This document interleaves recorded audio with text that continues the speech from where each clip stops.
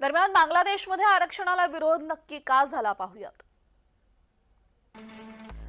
1971 मध्ये पाकिस्तान विरुद्ध स्वातंत्र्य युद्ध लढणाऱ्यांना बांगलादेशात मुक्तियुद्ध असं म्हटलं जातं। वर्ष 1971 च्या मुक्तीसंग्रामात लढणाऱ्या सैनिकांच्या मुलांना आरक्षण वाढवायला विरोध करण्यात आला।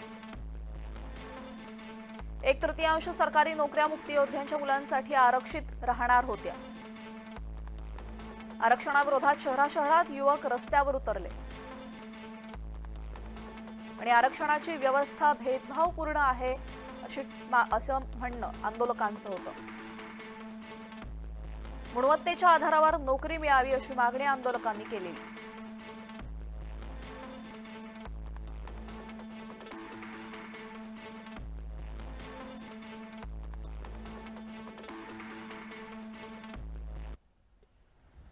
बांगलादेशमध्ये शेख हसीनांचं सरकार कोसळणं आणि तिथं ज्या पद्धतीची अस्थिरता निर्माण झालेली आहे ती बांगलादेशमधल्या एकूणच लोकशाहीच्या भवितव्यासाठी, बांगलादेशच्या आर्थिक विकासासाठी आणि त्याचप्रमाणे भारतासाठी देखील अत्यंत दुर्दैवी आणि नकारात्मक आहे असं आपल्याला म्हणावं लागेल।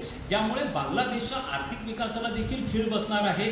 बांगलादेशमध्ये पुन्हा एकदा जर खालिदा झिया यांचं शासन प्रस्थापित झालं तर भारतासाठी ते नकारात्मक असणार आहे, कारण गेली 15 वर्ष शेख हसीना पंतप्रधान असताना भारताचे बांगलादेश बरोबरचे संबंध हे अत्यंत स्थिर होते, प्रगतीपथावर होते। आर्थिक आणि व्यापारी संरक्षण क्षेत्रामध्ये संबंध देखील वृद्धिंगत झालेले होते। मात्र आता तशी परिस्थिती भविष्यामध्ये राहणार नाही, तर भारतासाठी देखील एक आव्हान असेल। भारताला आपल्या सीमेवरची गस्त वाढवावी लागणार आहे, कारण अशा अस्थिर परिस्थितीमध्ये निर्वासितांचे लोंढे